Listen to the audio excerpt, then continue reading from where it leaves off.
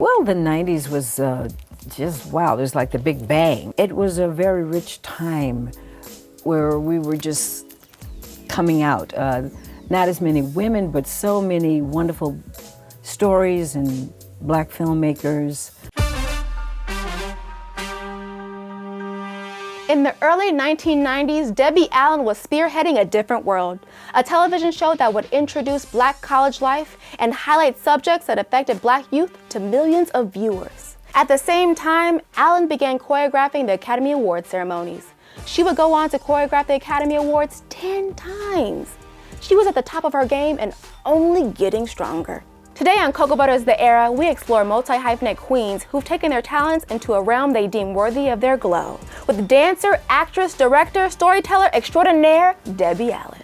How are you? I'm well. Thank you so much for inviting me into your wonderful little living room. How does child. it feel? It feels nice. You like your photograph? I did. It was nice to see you again. Oh, so happy to have you. It's an honor. Now, we cannot talk about the 90s without talking about the profound impact you had, especially on black storytelling. What were some of your first creative inspirations growing up in Houston? Well, I think it was the early musical films. I used to watch all the Busby Berkeley movies on Saturdays, and I aspired to replace Shirley Temple and be one of those girls in that big kick line. I remember seeing Dorothy Dandridge on the big screen in Porgy and Bess when I was a little girl, and just idolizing her and all of those beautiful people on the screen. Those early movies is what inspired me to want to dance and dance across the universe. After graduating cum laude from Howard University in 1971, Debbie Allen set off for New York City. Resilient and exceptional, she debuted on the Broadway stage that same year, joining the chorus of Pearly. But it was her term as Anita in the 1980 Broadway production of West Side Story that earned Debbie Allen her first Tony Award nomination and catapulted her into the limelight. Your mother is Pulitzer Prize nominated artist, Vivian Ayers. Vivian Ayers, icon, we call poet, her. We call playwright. her. Your sister is legendary actress Felicia Rashad. No big deal. Just black excellence all through the household. What was it like growing up, black girl magic in the household? What was the dynamic like? Well, we didn't have that term at that time. What we had was a sense of community. You know, everything was segregated, so we were always with black people in the restaurants and movie theaters, dance class. I wasn't even able to go to the dance school that I wanted to go to when I was 8 and 9 years old. Everything was segregated, but there was also something unifying in that. You know, when we were marching in front of the band, we got to play the latest hits. We didn't have to play some old time march. You know, once things got integrated, they took the funk out of the band, which was, you know. But it was a blessing to grow up with my mom, Vivian Ayers, and my dad, Dr. Allen. He's a dentist, and between the two of them, we had a very balanced understanding of what success could be. It could be a lot of different things. In 1980, Allen was cast as dance instructor Lydia Grant in the celebrated film Fame. She would reprise her role when Fame was adapted for television, winning a Golden Globe for Best Actress in 1983. But she didn't just act and choreograph on the iconic television series. In 1984, Debbie Allen stepped behind the camera and directed an episode of Fame, thus beginning a whole new phase of her career. The director of Fame, Bill Blinn, once wrote DWD, which stood for Debbie Will Determine, in the scripts. When you saw that, how did it make you feel, and did that encourage you and inspire you to get behind the camera? Well, it just meant a lot of work. It meant that my brain better be working because I was the creative director for the show in terms of what we were doing with the musical numbers. And he relied on that because I'd had a lot of experience. I'd already done Broadway, Raisin, West Side Story.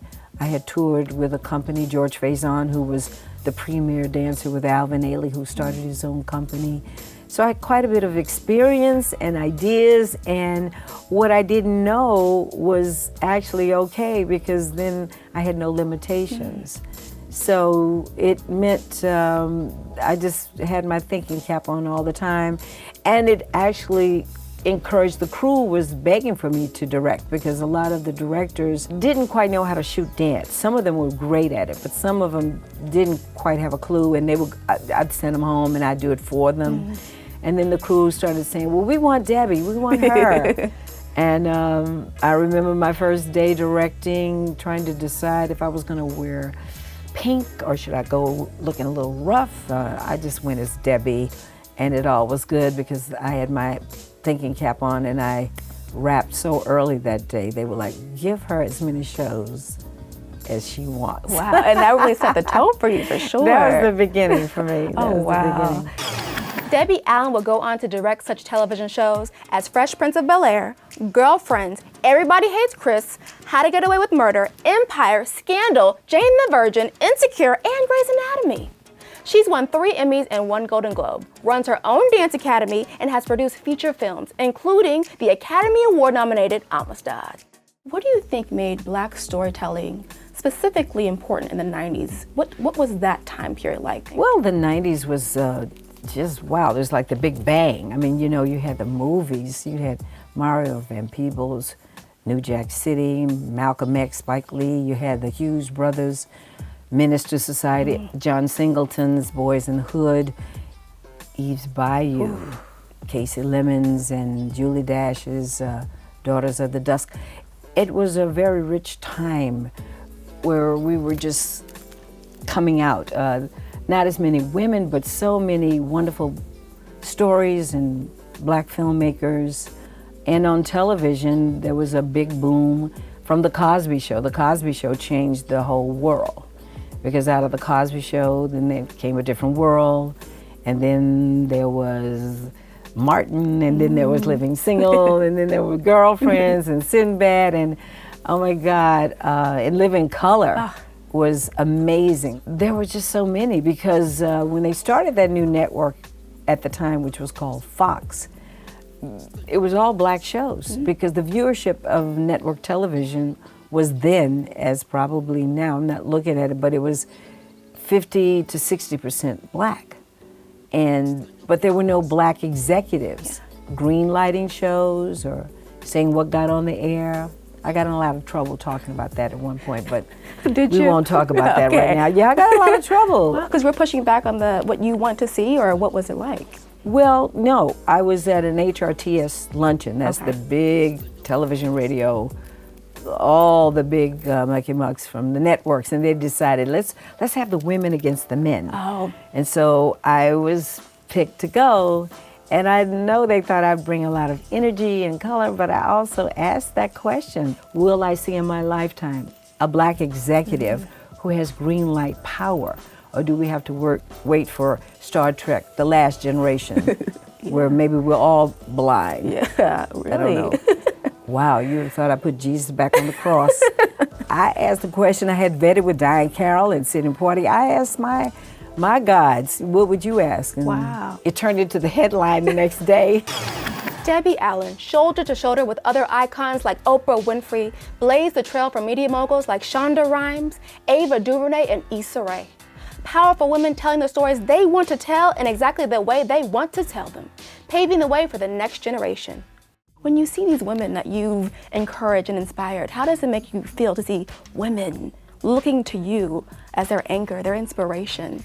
Honestly, I don't think of it that way. How I think of it is that there's so many more women that need the opportunity.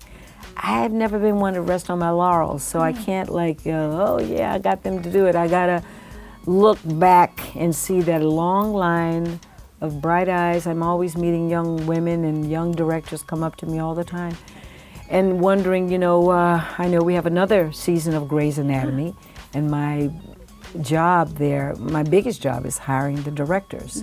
I know I act in the show and I do a lot of things, but that's one of the biggest contributions, and I've brought in some really interesting people: Victoria Mahoney, Cecilie Mosley from Norway, Sydney Freeland, championed my girl Nicole Rubio, who actually started directing before I did it, but before I hired her, for me, she was already out there, but I just championed her.